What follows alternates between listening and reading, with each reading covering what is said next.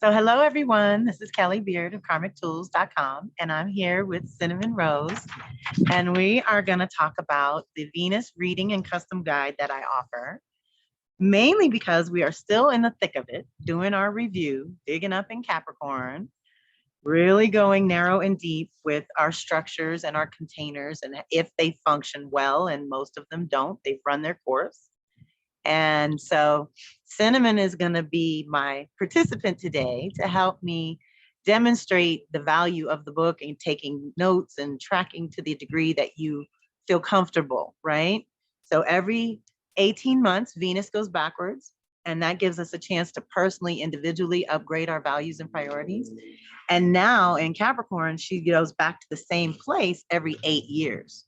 So this initiation in our Capricorn department has a lot to do with our relationships and finances and our values and priorities. And it's a new beginning, which means we have to finish an old thing too. We got to close out in order to get the new beginning to kick off right. So we're in that purification zone, thanks to Pluto lending extra weight to all of this.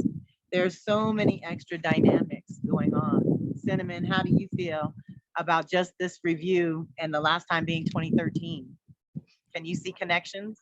Oh yeah. So that was the very first thing I did when I received your book was look at the dates that were basically the equivalent of this time. And there were so many parallels. I'm getting chicken skin just talking about it. I was like, oh, I closed out that cycle. And then I had a bunch of things that I was creating in that moment because the creation and the death happened at the same time. And so I could very literally see the parallels happening 8 years ago. And then where I am now, because so often I think we just kind of do life and don't necessarily look back and take a review, much less an 8-year review. And so doing that 8-year review was wild. And just a little tip on how I did that. It can be a little bit overwhelming to be like, what was I doing 8 years ago? I actually just pulled up photos from 2013, on my camera roll. And I was like, oh, that's right. And I just went through the year and was like, holy crap, I did so much that I didn't realize at the time.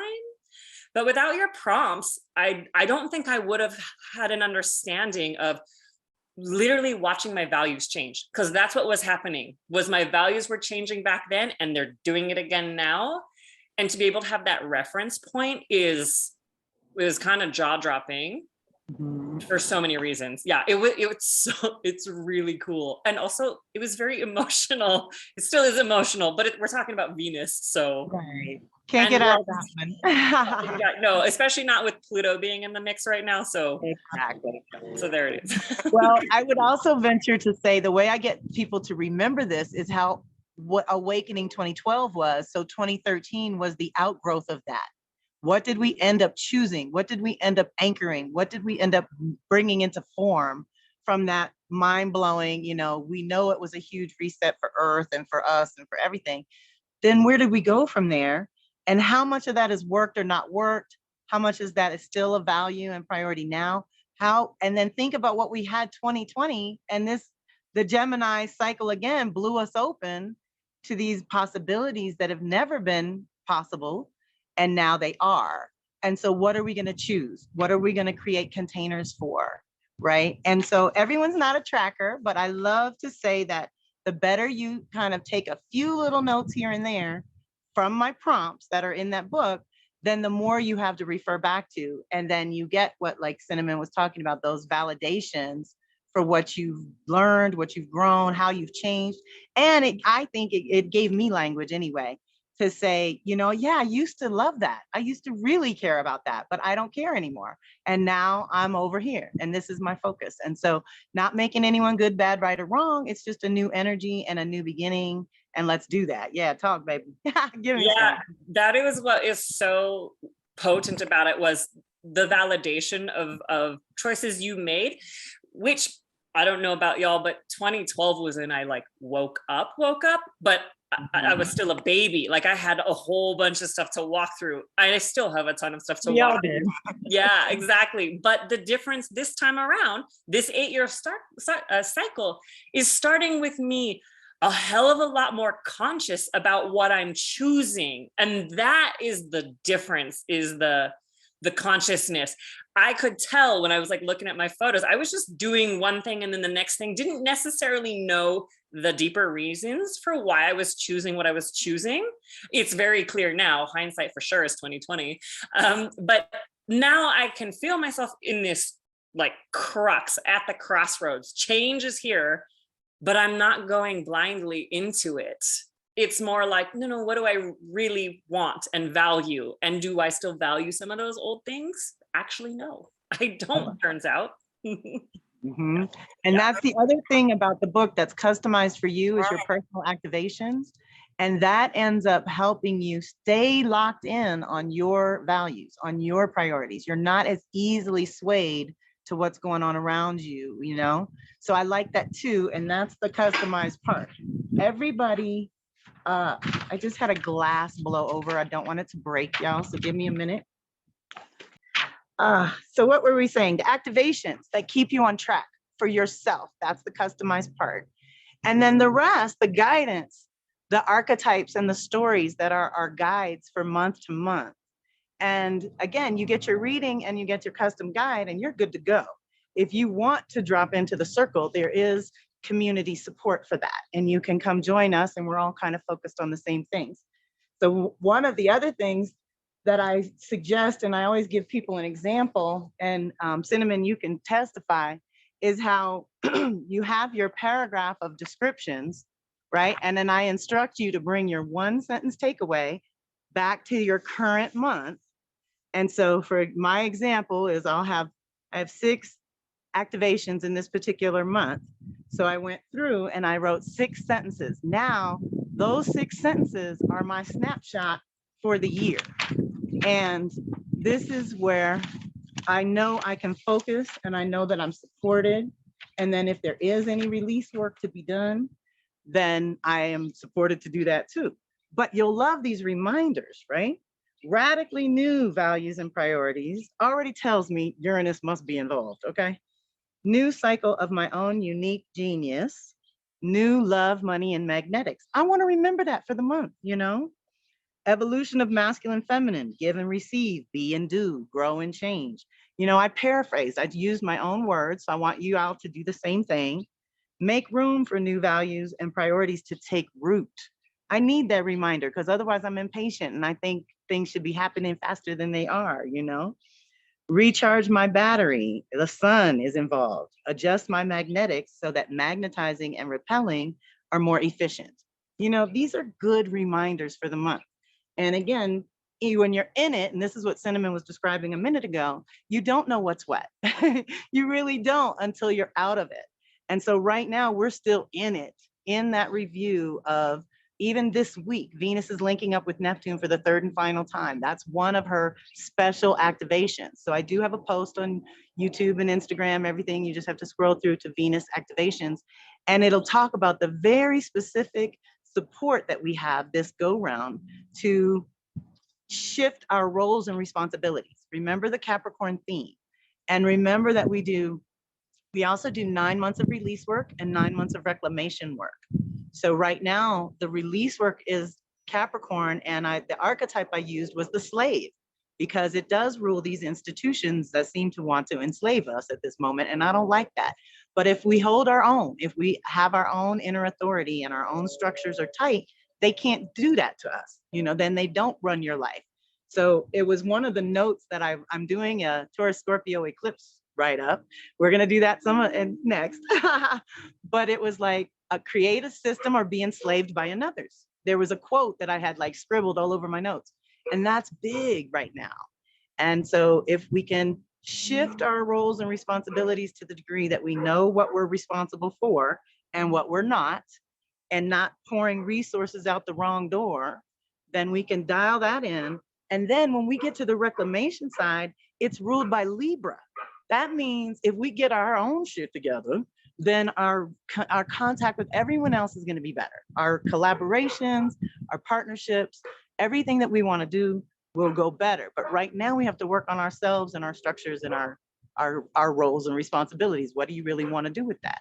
Cinnamon, how's that coming up for you? And any connections to 2013. Yeah. So what the words that were sort of pounding through my head for all of this were, what are your commitments and contracts? You know, like, because what did I say yes to in 2013 was all kinds of stuff, again, not particularly consciously. And by the end of my 8 years cycle with that, I was like, this shit has got to go. I don't want to be committed to this anymore. It feels yucky. It feels like an obligation. You know, it feels like this heavy ass anchor, yeah, that I'm pulling with me. Like, and I mean, physically feels. And this is one of the things about the book and the activations, when you really feel how they feel in your body. Oh, you can tell when you're on the light side of it or when you're in the shadow side of it. And that's part of what is so good about the book. And I have to say, listening to the calls. So when I was listening to the stories that go along with each of these, the red shoes was the first story. And I swear to God, I was in the bathtub, thank God, because I was releasing some stuff. It was so heavy. I almost wanted to puke and vomit when we were learning about the golden handcuffs, these things that we say yes to, these obligations, because we've glommed onto other people's values. And so I'm right in it right now going, is that actually my value, or am I trying to people please? Is that actually my value, or am I doing that because that's what society says I should commit to and have a contract with these people or this idea or whatever? Do I actually want to live that way? No, no, because every time I do and end up giving out my own life force energy for something that I don't like because I thought it was going to be easier, I have a visceral reaction to that, whether it's, you know, you name it, indigestion, migraines, tension in the neck and the jaw. Like, there are visceral responses to these old outdated contracts, commitments, these responsibilities, these things that we unconsciously or kind of consciously said yes to. So I love that Venus has the built-in, you know, release side and then reclamation side. And we are fully in the release. I can feel it energetically in my body, stuff moving out of my life as I look at the things that I actually do value. And what's interesting is we're so much in the release that I'm not quite sure. I couldn't say, oh, for sure, this is the thing I want, but it's kind of okay. There's so much to release right now, because it's not just me personally, it's my personal values, but of course, as within, so without. So we're having these larger things that are being released in society and in our culture, and we're going right along with this. It's a both and. It's us personally, and it's the outside world too. And the circumstances, the external circumstances of your life will arrange themselves to help you let go of what you don't want to let go. So you might as well get with the program. Ready or not, here we go. Welcome to the next level. That's what we say. That's the other thing, is when we do the reclamation and it's Libra, the archetype I chose was the advocate, so that we can all advocate for ourselves. Whenever I'm talking to people about Libra energy, I'm always insisting that they balance out the imbalanced over other directedness, you know, relationship focus on self. What is your self-preservation? I've said for years, is not selfish, it's essential. And now my teacher, Louise Satish, said, self-preservation is the first law of nature. That's what we were put on this planet to figure out, right? So we have to do this better. The other bigger thing, I think, if we do this better, if we do our release side in Capricorn and we do our reclamation in Libra, the next time she retrogrades is going to be in Leo. And so I've been tracking this for a very long time. I did it on my own from 99 to 07. And then I started the Venus Circle, and I've made these books, have gotten better and better every 18 months. They get better. And we change up the tarot and the goddesses and the stories and the archetypes. Like, I play with different things to support us in the moment for the month to month, because that's kind of guided intuitively. But the structure of the questions and the sort of check-in that we do has to do with the chakras. We go through the main chakra system and we release from the root and we come back to the root. So that's another thing I like to remind people. We pull out, all the way up, and then we're clean and pure to bring in that new mandate, to that new instruction from your higher self, your soul self, your soul star chakra, through your crown. And then what are we going to bring into form by July, August 2023. That's where we're at right now. Now, one of the other big things that I'm here to remind you, because nobody thinks this far ahead, is that if we really can do this and we can get our roles and responsibilities and the structures together at home and work, then when she hits Leo, we can flesh it out. It's almost like we built the bones of a building, but now we're going to decorate the house with our flavor and spice, and your authentic self can come out. But guess what? If you don't, if you're weighed down, if you do this the hard way, when we get to Leo, it's going to be self-love puking all over the place. It's going to be your self-worth issues. It's going to be, I'm not good enough for anything. Why even bother? So we don't want to go down that rabbit hole. Let's get to that space where we can reconnect with our heart, because we've adjusted certain fundamentals, right? Our basics are shifting, and how we manage them is shifting. And what's most important has already shifted.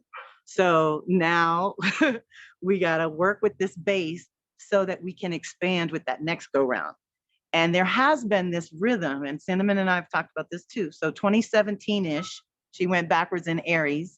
And this is just my Kelly philosophy. I think that every time she goes back to Aries, we get a new shot at an identity and purpose that we can run with, but we got to do a purification because the values have run their course. And then later in 1819, she retrograded in Scorpio.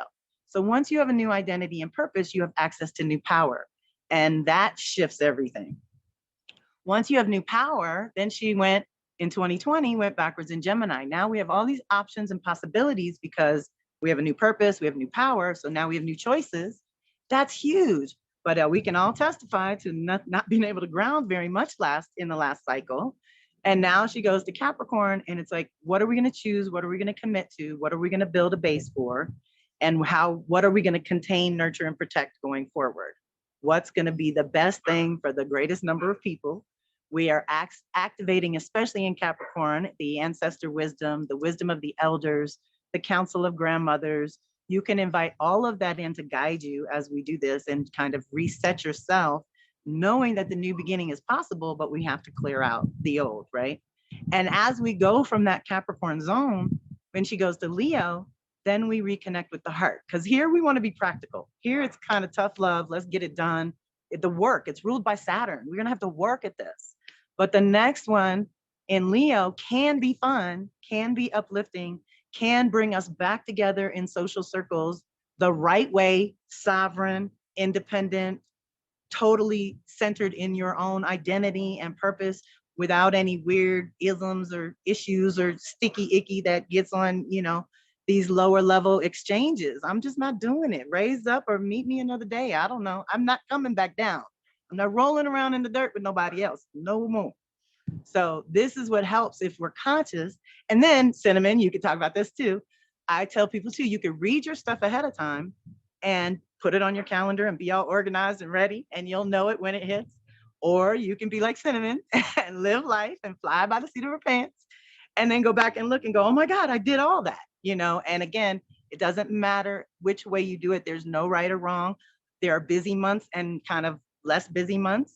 So you will get a break in the cycle at some point anyway. But there are times where life picks up for me too, and I don't get to take my notes for that month, and I got to go back. But I go back because over the years, I've been real pissed at myself later for taking so few notes, because life was so hectic and it was so busy, and I thought I'd remember things I'll never remember. And so you don't lie to yourself like I lied to myself. That's all I can say. Cinnamon, testify. It's so true. So the first month of this, I was totally on it and had taken all my notes beforehand. And then February came and I was like, shit, just running. And so I had to listen to everything afterwards, but it ended up lining up both ways. When I did it in the beginning before, as preparation, I had an idea of where I was going and I knew what to look out for. This time around, I was like, okay, so this happened. Let me check my activations. And it still works. It still works. And you'll get value out of it anyway, because even if you're going back later, it clarifies for you.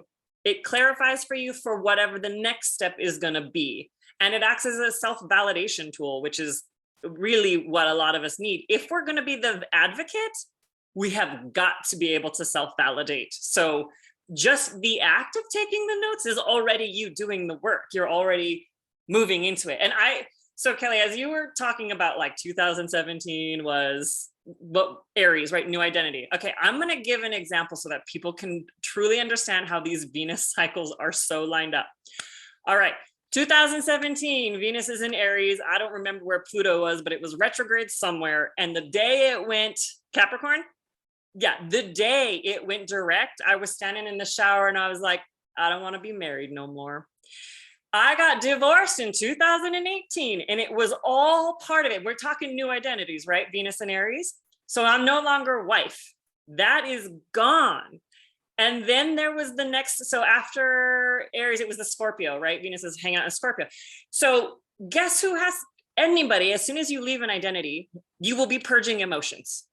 Everything has to be let go. All of that stuff is going to come out and you're reclaiming your power. So I spent those years post divorce figuring out who I was going to be and how I was going to talk about it and how I felt about it and how much of it was authentic, and all the while purging stuff. And then the Gemini axis happens and I'm looking at like, oh my God, I could really be anything I wanted to be now. I'm no longer that wife. That's gone. And here we are in Capricorn. I'm like, okay, so I've got some ideas that I like. I'm going to set up. What happened in Gemini? Oh, Gemini was just the moment when I really realized like how much possibility there was, that I could be anything. Now I couldn't ground it for shit because it's the air sign. I know. So I was just taking notes of like, okay, what feels good? What doesn't feel good? How do I want this to look? I don't know, but I'm going to keep all these possibilities here. Because as soon as I start to build something, the ones that are in alignment are going to come out and be obvious for me. And what's also obvious is like the glaring gaps in my power, in my ability to advocate for myself, because I wasn't ready to look at that stuff yet. I was still in some other processes, which is exactly how the 8 years go. You go step by step by step by step. So those of us who are like wanting to control some things, here's a little bit of control that you can have. I mean, it's fake, but you can go with it if you want. Illusion, but I'll take it. Yeah. So being able to look back on that is really helpful, because you know it's going to happen every 8 years. Every 8 years, you're going to be doing something new, letting go of an identity. And we suck at it as a collective group. Like that is not something we're so good at. The death part of the cycle, we cling past the time. And if you know it's coming and you know there's an identity you're unraveling from, I'm not going to say it's not going to be painful, but at least you know what's going on and you don't think you're going crazy. And you can say to your friends, look, I'm in this transition, because they're also in the transition. Here's the thing, like these are collective energies. Yeah. And everybody's kind of doing an identity shift at the same time. So this is just a really amazing way to track what's going to happen anyway, whether you consciously agree to it or not. It's so true, but it is more fun with cohorts. And knowing that you're not alone and that you will have this wealth of information to look back on. The better you take your notes, the more you will really be able to look back and see your literal shift. I mean, like I said, it changed my life first, which is what made me start talking about it to other people. And I have people who have been with me since day one, and we just do it over and over, because every 18 months, the theme changes. You know, the chakras that get hit, the signs that get hit, everything changes in the moment, but the cycle's the same. So what I tell people is all our cycles repeat throughout our lives. So your issues are your issues, your chart is your chart, your challenges are your challenges, but your gifts are your gifts too. And we can bring those out. And so we don't want to get away from it. We want to learn what they're good for. What are these different aspects of self really good for? And there is a place for all of it. You know, I was shamed for years for having a loud laugh. And I get mad at people who get mad about people's laughs. You know, like I know there's an annoying laugh out there, but that's not what I'm talking about. It was like, I was just too happy for some folks. And that rubbed them the wrong way. And this is what I mean by being light in a dark room. That can happen. And you can, if you're centered in your own values, you're less likely to be gaslighted, right? You're less likely to fall for that. And you know, you can know that I'm in this zone of transformation and other people are going through it too. And I'll see you on the other side, you know. But here is a fun way and a good way. And we had talked about sharing our tools with the world. So I'm out of my comfort zone on this video, but with you all and joyful and grateful. And thank you, Cinnamon. Anything else you might want to suggest that I forgot to cover? Other than when we go in the reading, we go very narrow and deep for you, the individual, and kind of what you're made of, and the star point that you came in on, and the archetype that you live with is all tied into your reading part. And then, like I said, the book sort of supports you throughout the cycle, and you get to see your own evolution in a nice way, you know, where you start to know yourself in a new way. And like Cinnamon was saying too, you'll start to feel when it's Pluto or Saturn, you know it's going to be heavy duty. If it's Sun, Mercury, or Venus, you're going to be glowing. So I always tell people, schedule those hot dates or schedule those presentations or schedule your classes. If you need to really be in front of people and you want to glow, then look for those Venus Sun contacts and Venus Moon and Venus to Mercury, even, because it makes you better able to express and all that. So there's ways that you start to learn your time of year. You everyone has stelliums of some sort, whether it's 3 to 6 planets in the same sign. So when you have your book, you start to learn when she hits one, she hits them all. So I have 6 planets in Virgo. When she hits one, she getting ready timing up for my ass. Okay, y'all. So she is ready to hit them all. And it's so good to be prepared for that. It's so nice to know, okay, this is the process. And it could be a whole bunch of conjunctions, new beginnings, could be a whole bunch of squares where we're being pushed to grow out of comfort zone into new territory. Squares aren't bad. They're 90-degree angles. They help us build strength and get to a new level, you know, and we need that. Otherwise, some people would be very complacent. And we don't want that. That's not Earth life. You know, life on Earth is constantly evolving and moving and changing. So that's the other support of this. And you start to feel when you're in a zone where you want to be with people or you need to process alone. You know, you start to really follow your own rhythms. And that's what Venus is good for too. And especially for women, we are been so shifted by the patriarchy and everything that getting to our natural rhythm is tricky. It's hard. And this is just one way to scrape off one level, you know, like one layer of bullshit is gone now. And we can maybe get a little better going forward. So what say you, Cinnamon? One layer of bullshit is gone. Yes, that is that's how this works, because you really get to know yourself. You get to know who you are when you know what your archetype is that you're working with in those one-on-one calls. They're so helpful to just know that you have a very specific rhythm in life, and nobody outside of you can be dictating it. And if we let other people dictate it, that's when our life force energy leaks. Yeah, and we don't feel good, and we're saying yes to shit we don't want to. I mean, it's basically, and I've said this to Kelly before, and actually my own clients and whatnot, you don't got to be working like AA, for example, if you're an alcoholic, but you got to be working something. And basically all of us have to be working something, because it's real easy to go into addictive behaviors, whether it is alcohol, drugs, shopping, online social media, fighting with your partner, whatever. Those things are all you avoiding life with a capital L. And so there's like, we're made to work programs. We all have Saturn in our chart. We all have to have a foundation and a program.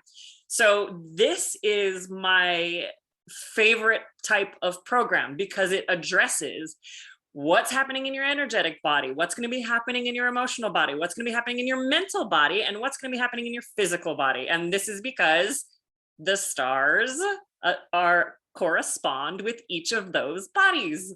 So you're working a program that is truly holistic and like getting your shit together, getting your life together. So, and our magnetics, that's the big one. Our magnetic field, I work with a lot in this, because we can naturally magnetize and repel, y'all. We can really do this, but it takes that focus and consciousness and awareness of your own rhythms and things. So we're going to get into all that, but I'm so grateful, Cinnamon, for your time and your energy and helping me promote this wonderful reading and book, because it really has helped a lot of people. And I'm very proud of it. So thank you all. Yeah, you should be, because it is fantastic. I love working this program. And I just want to say, for people who feel intimidated by, say, all the astrology or the energy work or any of that stuff, but you're still drawn to it, do it. Because the moment you're learning the archetypal language, you are very literally increasing your consciousness. Learning the archetypal language, whether you're learning who Venus is and all the other planets, or you're working with the tarot deck, or the whoever the energetic support is, you're expanding your own awareness and consciousness. And that's, I mean, you can try and stay stagnant, but my experience is life kicks you in the ass when you do that. So don't be intimidated by what maybe seems like language that's outside of your comfort zone. Come learn it. It absolutely. Or even the structure. I know the structure throws people off and it feels like a to-do list, but I don't want it to feel that way. And for most of my people, it does not.